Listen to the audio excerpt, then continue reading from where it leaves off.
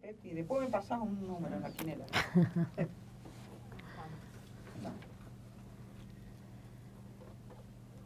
¿Tu nombre? Bueno, yo soy Margarita Noya, hija de Pepa Noya, de Madres de Plaza de Mayo, niña fundadora, desaparecida desde el 13 de octubre de 1976 en la ESMA. ¿Qué edad tenías vos cuando desaparece Lourdes? Yo tenía en el 76 23 años. Igual ya en esa época estaba acá mi papá, el que era mi marido en ese momento, y mis hijos. ¿Qué recordás de los primeros tiempos de la militancia de Pepa, de tu mamá?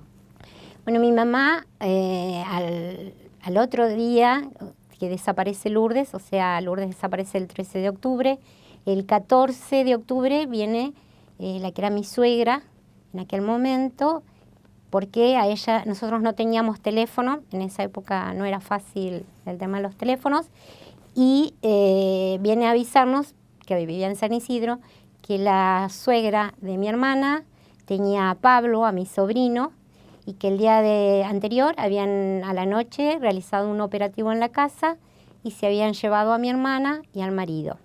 Y al nene lo habían dejado con los vecinos. Bueno, en ese mismo momento mi mamá se va para la calle Pavón, y entre Mateo y Pichincha, que era donde vivía mi hermana. Ahí ve al portero y empieza a averiguar, va hasta la comisaría 18, ahí le dicen que no está. Y bueno, empieza a hacer las primeras averiguaciones para hacer el primer habeas corpus. Al principio, digamos que estábamos solos porque no sabíamos lo que pasaba, yo no era militante, tenía muy poca información a través de mi hermana de lo que estaba pasando con los detenidos, y comenzamos con mi mamá a ir. ¿A dónde retomo? En Estela Maris. A ver, un segundito. Sí, perfecto. Íbamos al Departamento Central de Policía, a la Comisaría 18, mi mamá empezó también a ir al Ministerio del Interior. Ahí empezaba a verse con otros familiares, sean madres, esposas, hermanos, de otros detenidos desaparecidos, porque en realidad todo el mundo iba a todos lados porque no sabían dónde concentrarse. Y uno de los lugares de mayor concentración era la iglesia de Estela Maris, donde Gracelli, que era cura, recibía a familiares para tomarle los datos de a quienes buscaban. A su vez, además de tomarle los datos sobre a quienes buscaban, preguntaba si tenían amigos, si conocía a otros amigos de la persona desaparecida y demás, cosa que, a pesar de que uno no sabía bien qué era el terrorismo de Estado que estaba ya implementado, trataba de no dar datos, de no decir nada, porque, bueno, nosotros sabíamos perfectamente que mi hermana era militante y no sabíamos hasta qué punto se la podía perjudicar o no con lo que uno pudiera decir cuando iba a estas entrevistas. Es así que un día Azucena Villaflor, que también iba porque tenía a su hijo desaparecido, propone a todos los presentes en la iglesia, en realidad no estaban dentro de la iglesia, sino en un salón adyacente, ¿no? Propone reunirse en la Plaza de Mayo, porque ella decía, bueno, si siempre se ha ido a peticionar a la plaza, bueno, vayamos nosotros a peticionar al presidente por nuestros desaparecidos. Es así que concurren por primera vez, un 30 de abril de 1977, a la plaza, a la tarde. Bueno, mi mamá llegó mucho antes porque es un poco ansiosa y suele ir antes a los lugares. Y lo que no se habían dado cuenta que en realidad era un sábado la primera vez. El 30 de abril caía en sábado. Y fueron 14 mujeres.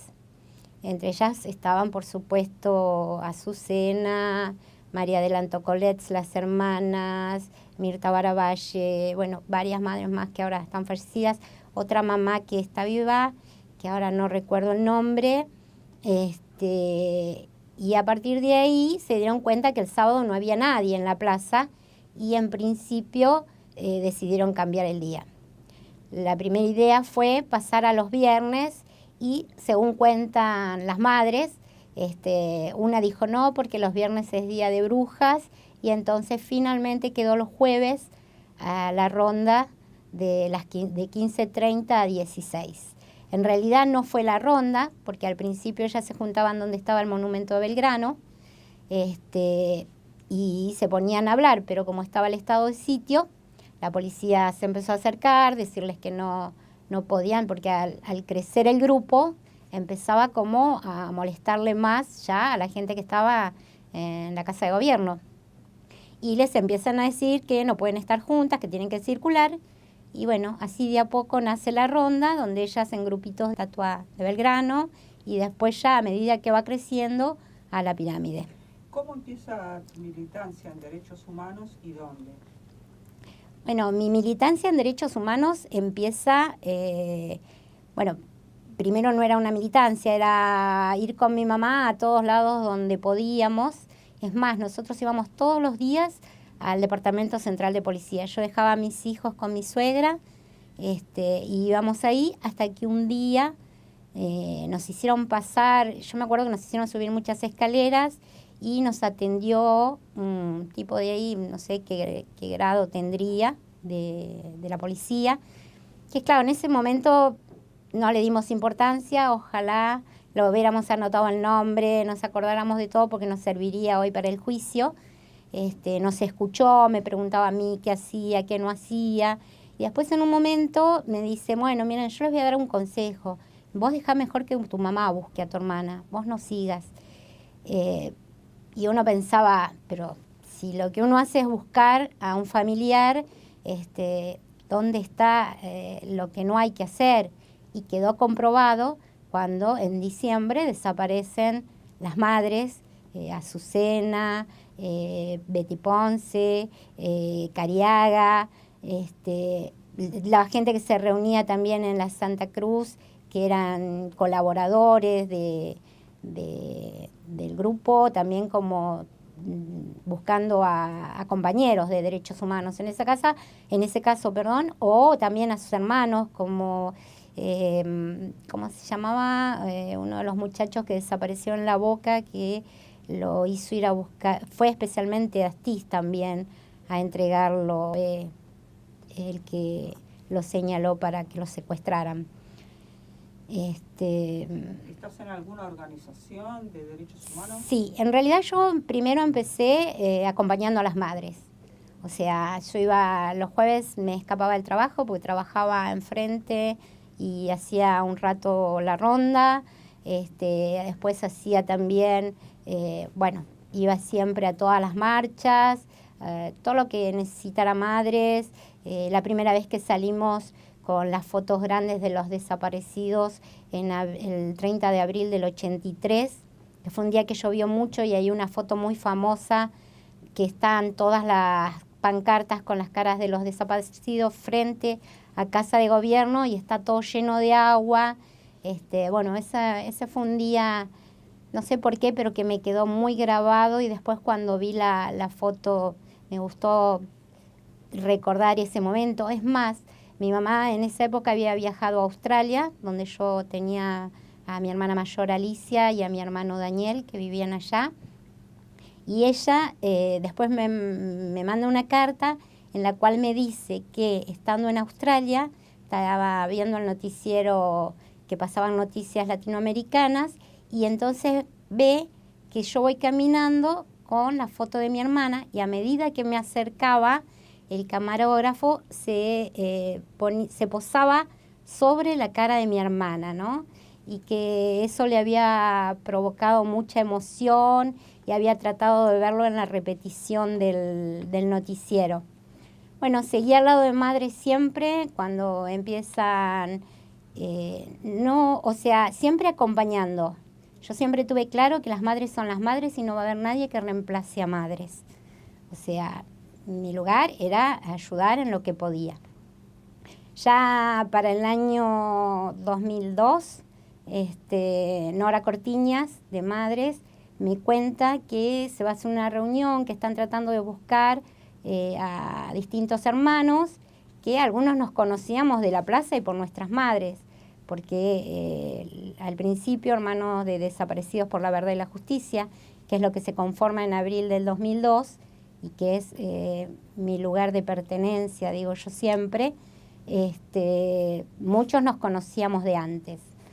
En ese espacio, no solo yo, la mayoría encontró un lugar donde nos sentimos entre pares y a su vez no necesitamos explicar lo que sentimos, porque nuestro primer encuentro siempre es el relato de la desaparición de nuestro hermano.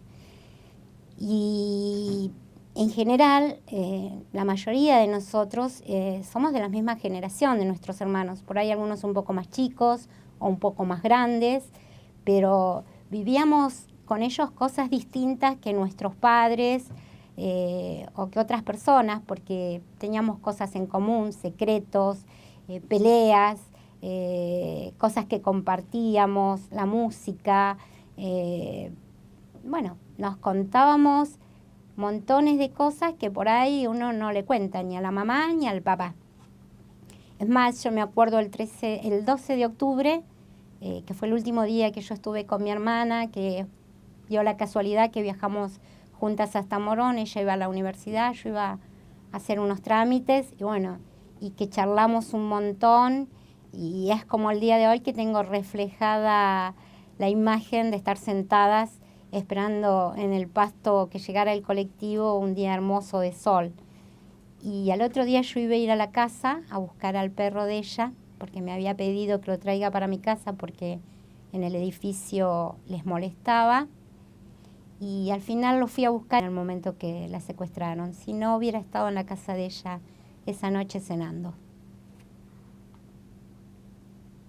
¿Querés agregar algo más? No, solamente que, bueno, desde Hermanos Desaparecidos trabajamos mucho por la reconstrucción de la historia de vida de nuestros hermanos. Creemos que es importantísimo que se conozca que ellos luchaban por la vida y por una vida mejor. O sea que